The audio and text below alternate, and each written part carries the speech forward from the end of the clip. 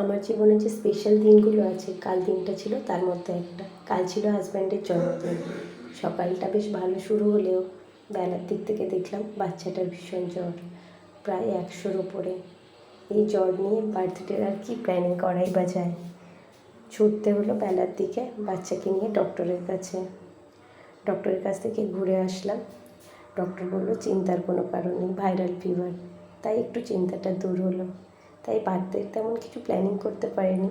রাত্রেবেলা একটা কেক নিয়ে আসা হয়েছিল। এই যে বার্থডে বয় মেয়েকে কোলে নিয়ে কেক কাটতে বসেছে। তেমন কিছু আয়োজন করে উঠতেই পারিনি। স্পেশাল দিনটা ভীষণ স্পেশালভাবে কাটাবো বলে ভেবেছিলাম, কিন্তু তেমন কিছু করে ওঠার সুযোগই পাইনি। এত জ্বর নিয়ে আর এত টেনশনের মধ্যে কী বা করতাম। তাই বাইরে থেকে কেকটাই নিয়ে আসা হয়েছিল শুধু। আর কাউকে তেমনভাবে ইনভাইট করা হয়নি। ভাইকে আসতে বলেছিলাম, সে আছে কিন্তু ক্যামেরার বাইরে।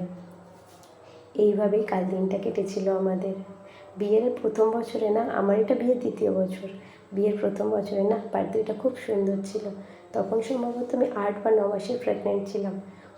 5 রকমের রান্না করে, পায়েস করে হাজব্যান্ডকে বার্থডেতে সারপ্রাইজ দিয়েছিলাম। রাত্রেবেলা গিয়ে কেক নিয়ে এসেও হাজব্যান্ডকে খুব সুন্দরভাবে সারপ্রাইজ দিয়েছিলাম।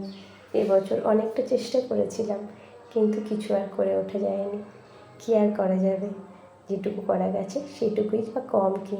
মেয়েকে নিয়ে প্রথম বছর বার্থডে সেলিব্রেট